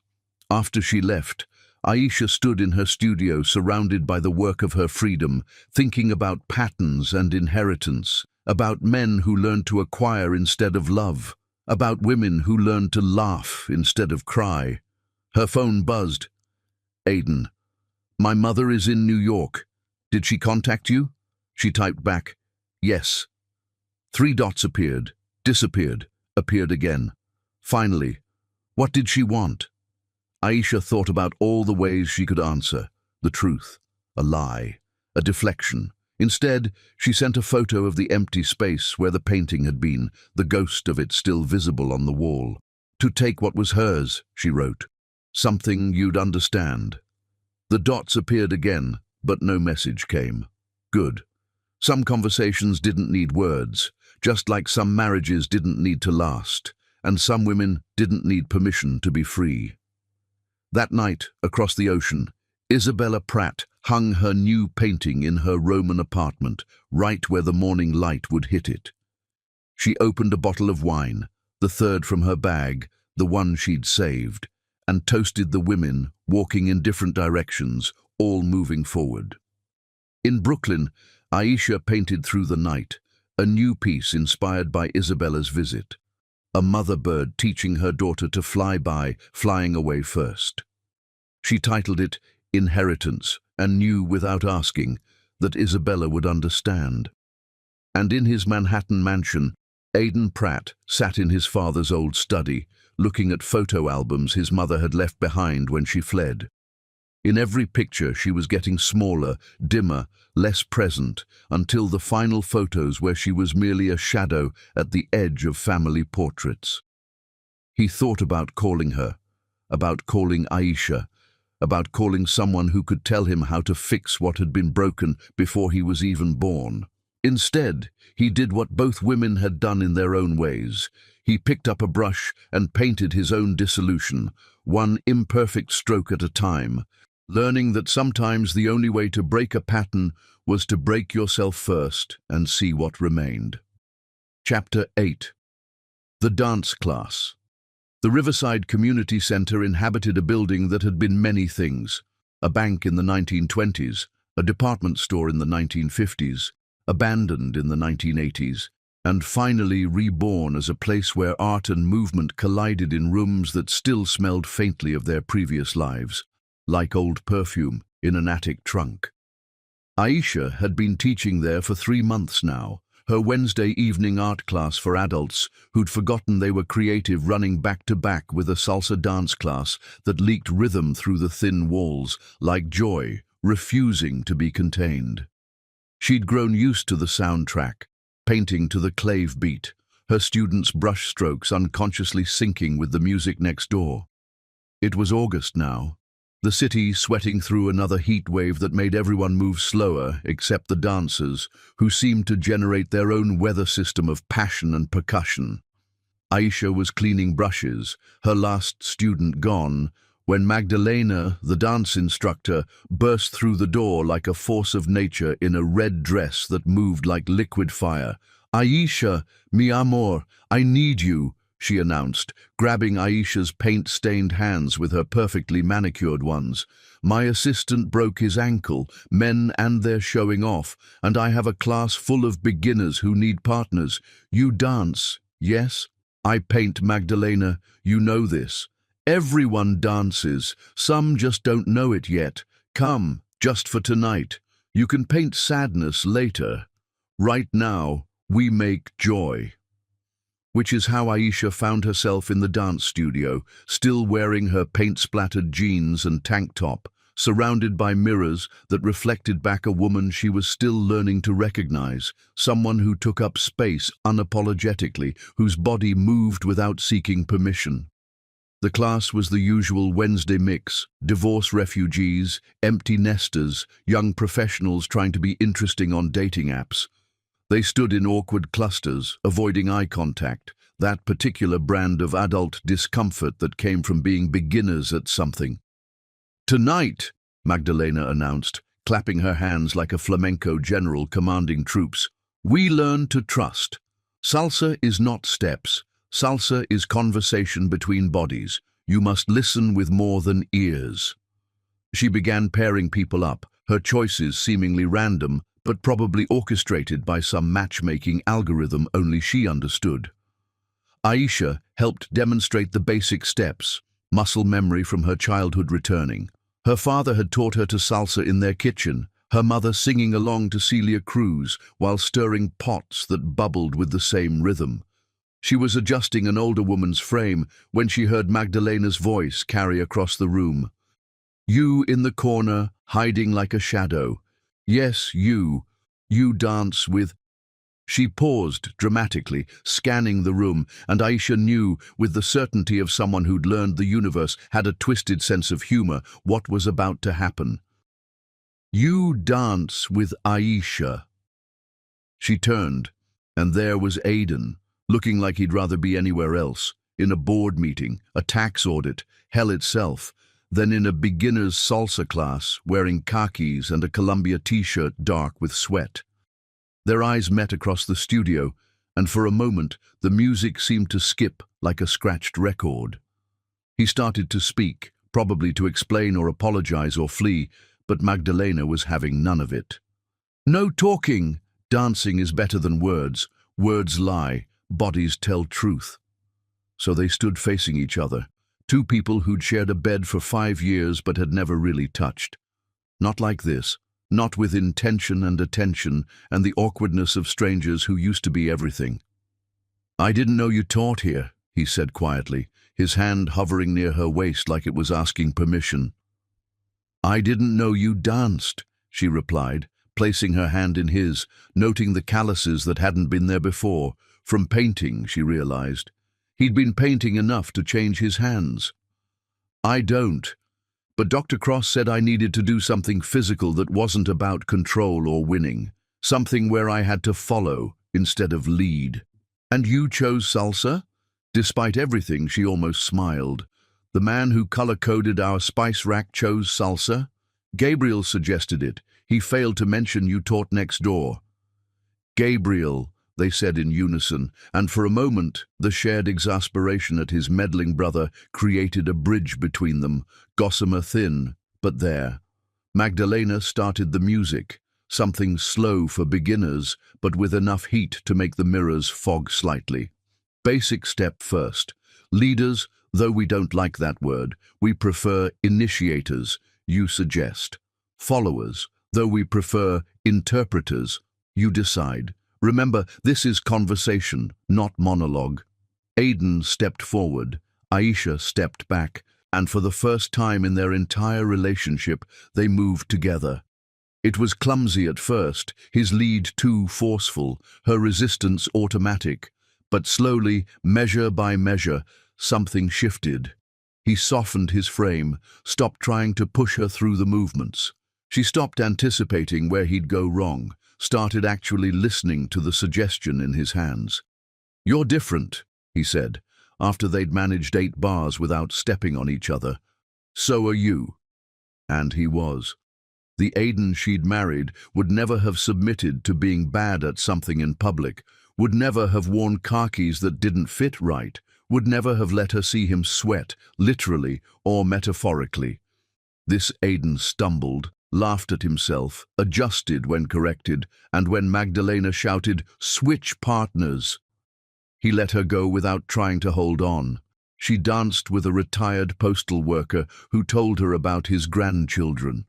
Then, a young woman who was getting married next month and wanted to surprise her fiancé.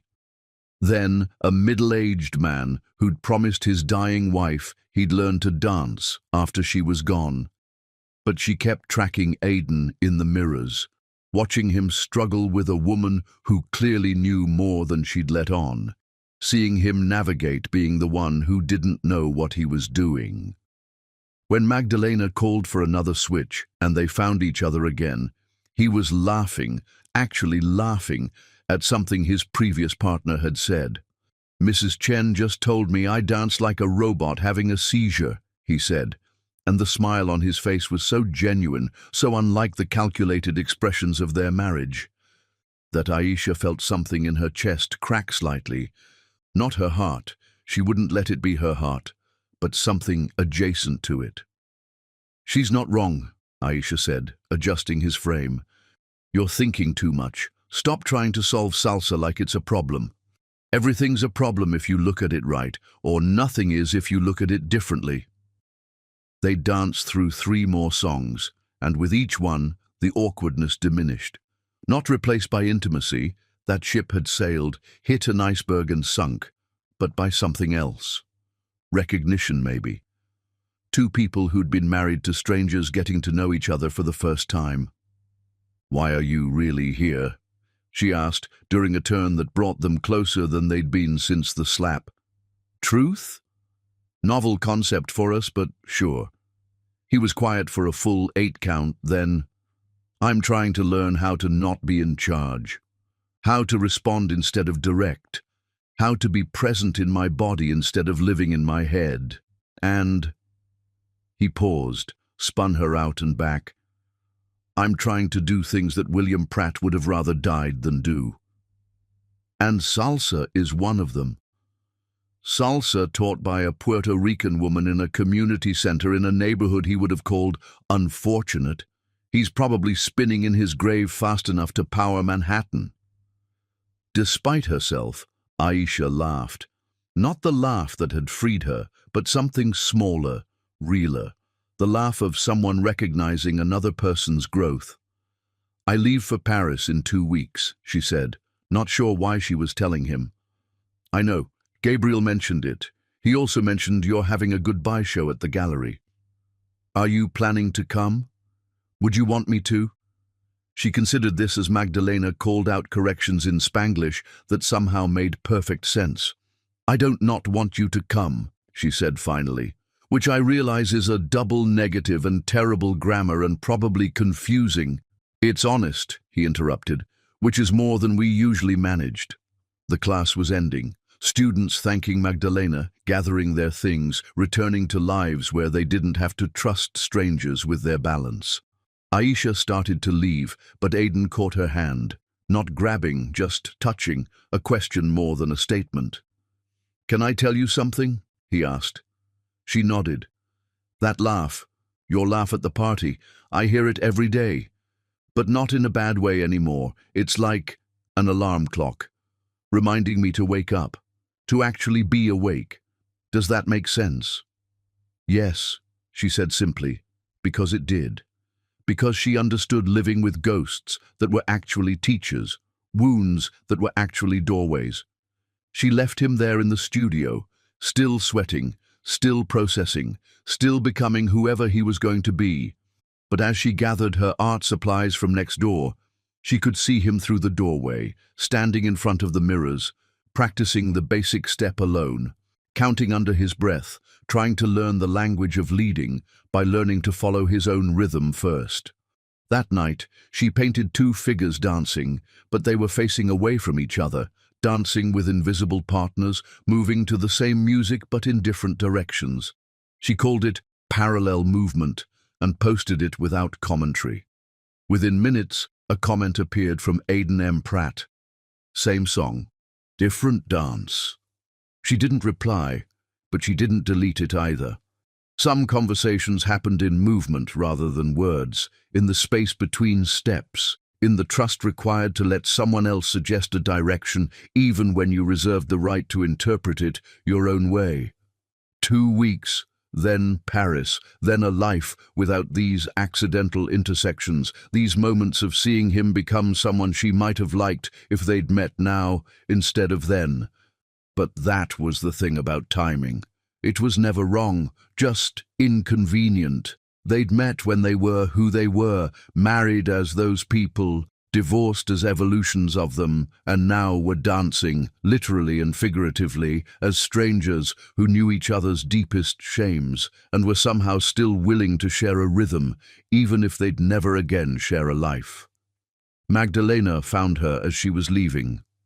"That man," she said, nodding toward the studio where Aidan was still practicing. "He watches you like you're a painting he's trying to understand." "He never understood my paintings," Aisha replied. "No," Magdalena agreed, "but maybe he's finally learning how to look." Chapter 9. The Truth Session. The text from Gabriel came at 3 a.m., 3 days before Aisha's farewell exhibition. Sophia's making her move. Emergency board meeting Friday at 7 p.m. She has enough votes. You need to be there. Aidan read it from his new apartment, a 2-bedroom in Brooklyn he'd rented month to month, far from the mansion that echoed with ghosts. The walls were bare except for his attempts at painting, crude things that looked like a child's fever dreams, but were his, entirely his. He'd been awake anyway, mixing colors on a palette, trying to understand how Aisha had seen the world in such vivid hues while he'd been living in grayscale. Friday at 7 p.m., the same time as Aisha's exhibition opening. Of course. He texted back, "Let her have it." His phone immediately rang. Gabriel's voice was strained, exhausted. "Have you lost your mind? It's our father's company. Your company. She's going to gut it, sell it off piece by piece like carrion." Good metaphor. Appropriate even. "Aidan, I'm serious. She's been planning this for months. Ever since the video went viral, she's been convincing investors you're unstable, that the company needs fresh leadership. She's got Harrison Wells in her pocket and at least 6 other board members." Aidan set down his paintbrush, looked at the canvas where he'd been trying to paint what shame looked like, red mostly, with veins of black running through it like poison. "Do you know what Dad's last words were?" Aidan asked. "What does that have to do with—" "His last words were, 'Check the Nikkei.'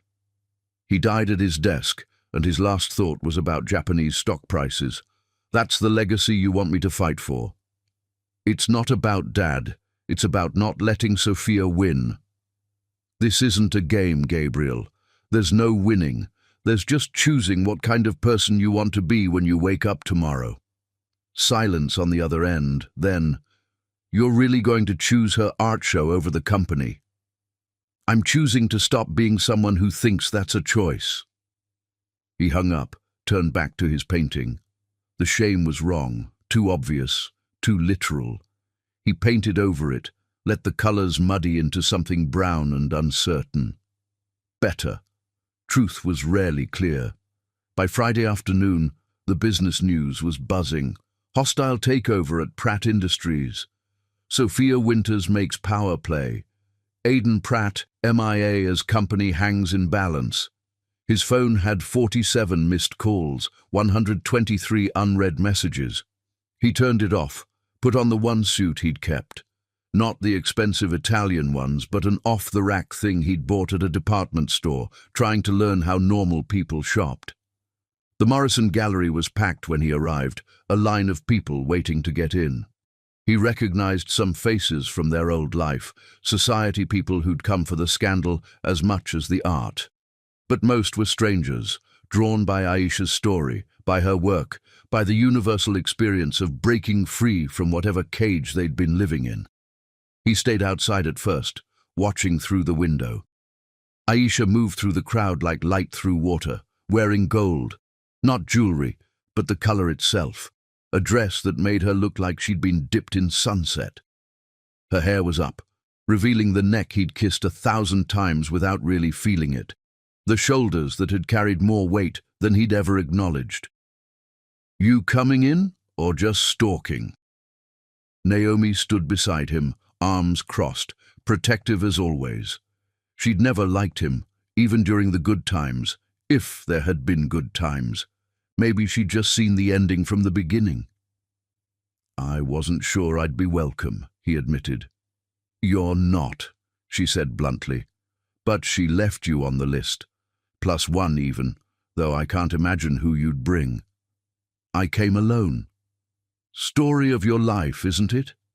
He deserved that, so he just nodded. Naomi softened slightly, not much but enough. "She's different now," she said. "Not better. She was always good. Just more. More herself. More free. More everything she wasn't allowed to be with you." "I know." "Do you? Because showing up here feels like you're trying to insert yourself back into her story." "I'm not," Aidan said, surprising himself with the truth of it. I'm just trying to witness the ending, to see what she becomes without me, to applaud it, even if it hurts." Naomi studied him for a long moment. "You've changed too." "I'm trying." "Try harder," she said, but stood aside to let him pass. Inside, the gallery had been transformed. The paintings were arranged not chronologically, but emotionally, creating a journey from captivity to freedom that you could walk through like stations of the cross. But it was the new work that stopped people in their tracks. Paintings of Paris already, though she hadn't gone yet. Imaginary futures painted in colors that didn't exist in nature, but should.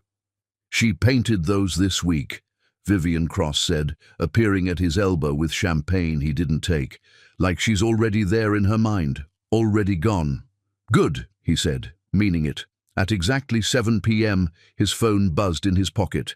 The board meeting starting, Sophia probably wearing red, her power color, standing at the head of the table that had been his father's, his grandfather's, making her case for why Aidan Pratt was unfit to lead. The others nodding, already decided, the vote a formality. He turned his phone off completely. "Ladies and gentlemen," Vivian called out, clinking a glass, "our artist would like to say a few words." Aisha moved to the center of the room, and the crowd quieted like she was a conductor raising a baton. She saw him then, standing in the back, and something flickered across her face. Not surprise, he realized. She'd known he'd come, had maybe even counted on it.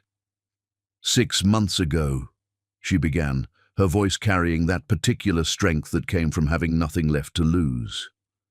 "I laughed my way out of a marriage. Not because it was funny, but because I finally understood the joke. I'd been trying to paint myself into someone else's picture instead of creating my own canvas." A few people turned to look at him, recognizing him from the video. He kept his eyes on Aisha. "These paintings," she continued, "aren't about revenge or anger or even pain, though those emotions are in here. They're about the moment you realize you've been living in translation, constantly converting yourself into a language someone else can understand, and you decide to speak your native tongue even if no one else knows the words." She talked about Paris, about new beginnings, about the women who'd reached out to share their own stories of resurrection.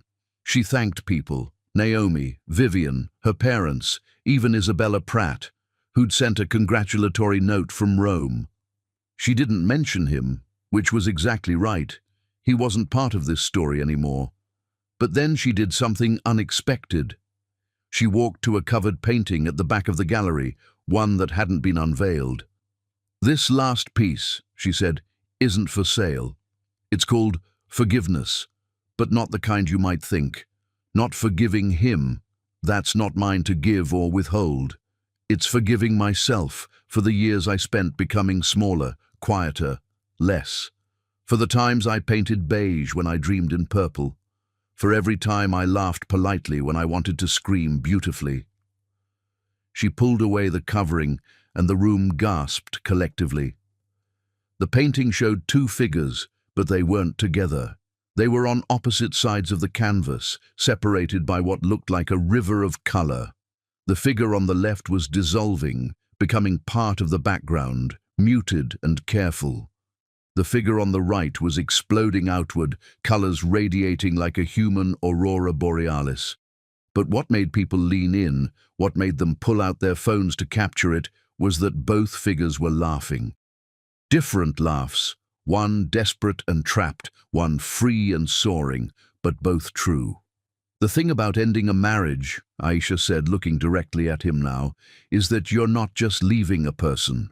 You're leaving a version of yourself.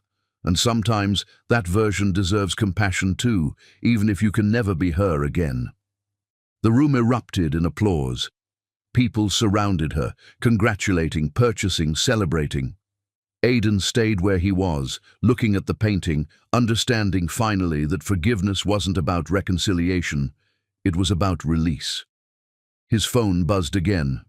"Gabriel, it's done. She won. Company's hers. Where the fuck are you?" He typed back, Exactly where I'm supposed to be. He started to leave. This was Aisha's night, not his, but she appeared at his elbow, holding 2 glasses of champagne. You chose this over the board meeting, she said. Not a question. There was no choice, just clarity about what matters. Sophia owns your father's company now. My father's company, he repeated. Never mine. I was just wearing it like an inheritance that didn't fit. They stood together, not touching, but not separate, watching people discover her work, watching her future unfold in real time. I'm proud of you, he said quietly, not in a possessive way, not as your ex-husband, just as someone who witnessed you become this. Whatever this magnificent thing is you've become. She was quiet for a moment then. I painted something for you. Not about you, for you. She led him to a small canvas in the corner, barely visible behind larger works. It was abstract mostly, but he could make out what might be a figure learning to walk or dance, or simply stand. The colors were uncertain but hopeful, like dawn when you're not sure if it's going to rain or shine. It's called beginning, she said. It's what you're doing now, beginning to be whoever you actually are under all that acquisition and ambition.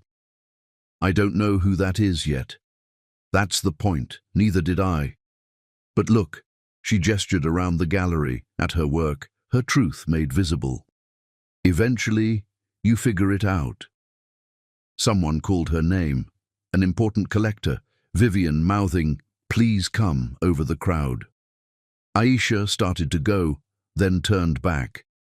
For what it's worth, she said, I think you made the right choice tonight. Not for me, for you.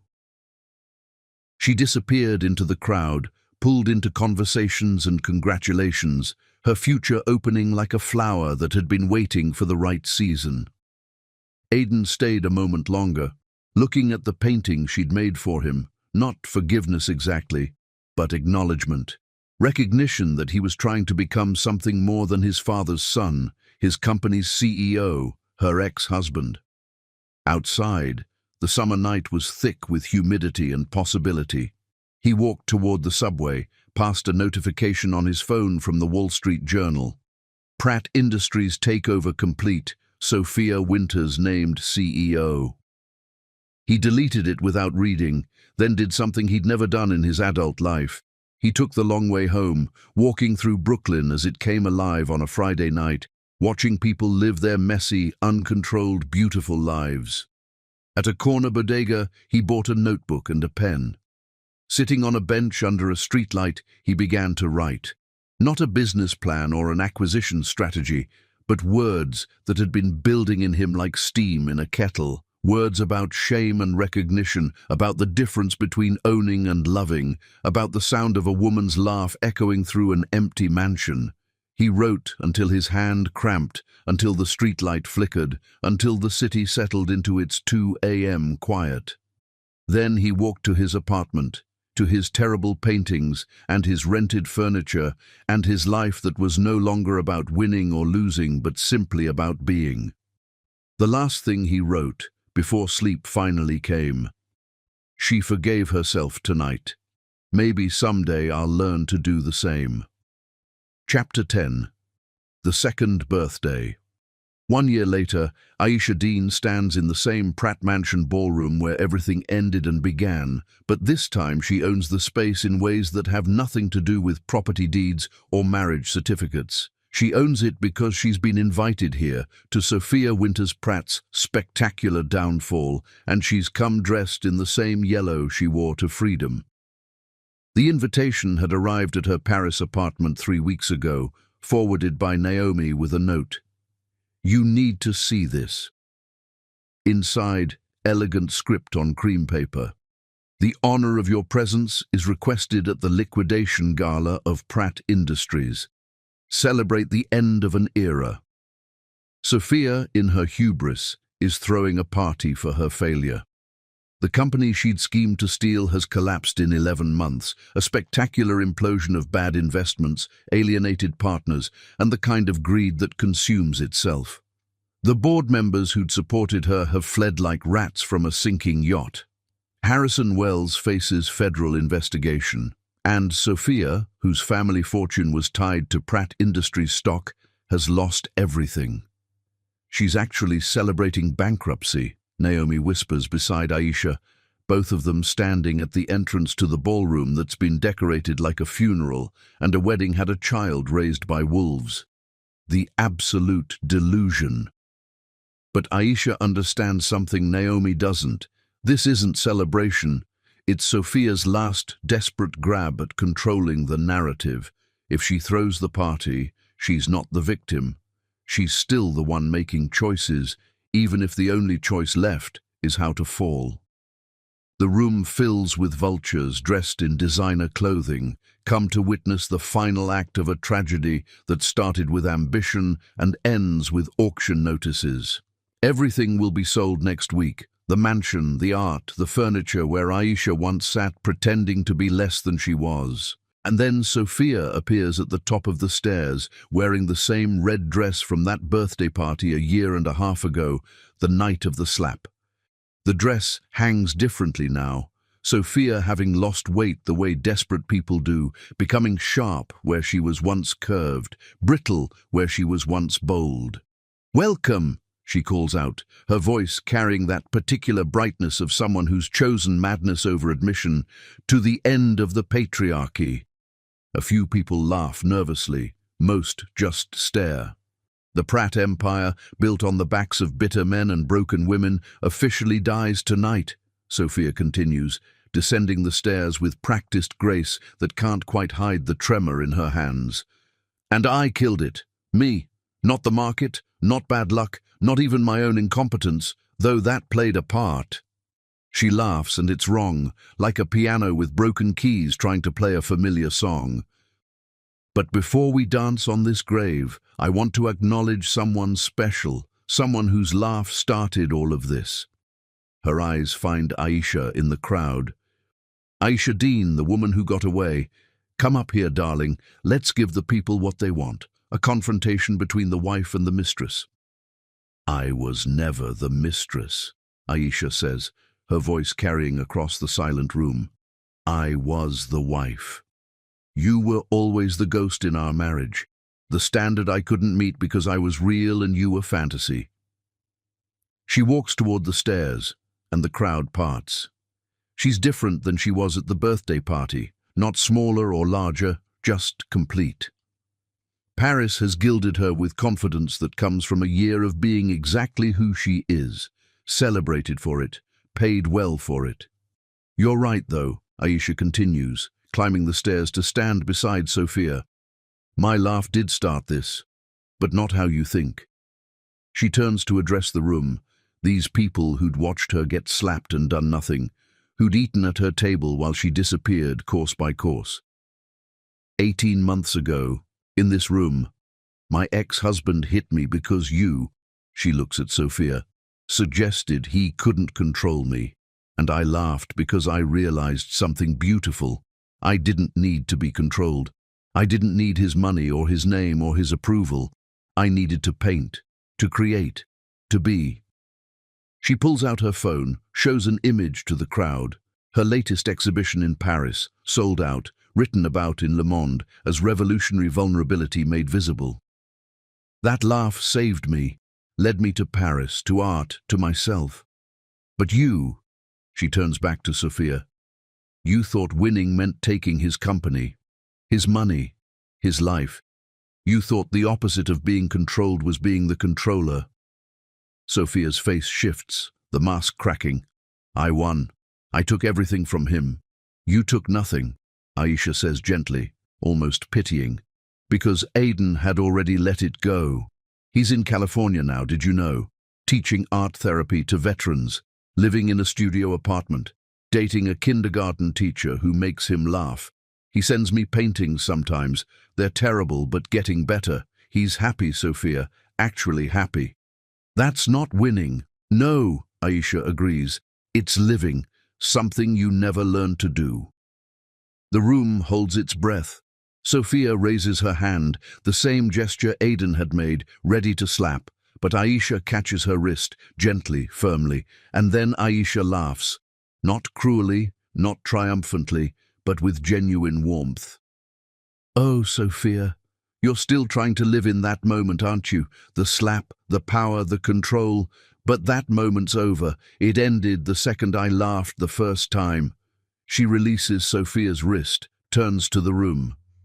"You all came here to watch someone fall, to celebrate failure, to feel superior to someone who reached too high and crashed. But look around. You're in a mansion that's being auctioned, drinking champagne that won't be paid for, celebrating the end of something that was already dead." She descends the stairs, stops at the bottom, looks back up at Sophia, who stands frozen, a woman in a red dress with nowhere left to fall because she's already hit bottom and decorated it with party streamers. "The real revenge," Aisha says, loud enough for everyone to hear, "isn't taking what someone else built. It's building something they could never imagine. It's becoming someone they could never be. It's laughing your way to freedom and then actually being free." She walks through the ballroom, past the piano nobody plays, past the windows where she'd once watched her life pass by, past the spot where she'd been slapped and reborn simultaneously. At the door, she turns one last time. Sophia has collapsed onto the stairs, the pretense finally abandoned, sobbing with the kind of grief that comes from winning the wrong prize. The guests are already leaving, uncomfortable with genuine emotion in a room built for performance. "Happy birthday to me," Aisha says quietly, because it is her 29th birthday, and she's giving herself the gift of walking away from this story entirely. Outside, Naomi waits with a car running. The airport. As they drive away, Aisha doesn't look back at the mansion. She's learned that freedom isn't about what you leave behind, it's about what you move toward. And she's moving toward Paris, toward paint-stained mornings, toward a life where her laugh is just a laugh, not a revolution. Her phone buzzes. A text from Aidan. "Saw the news about tonight.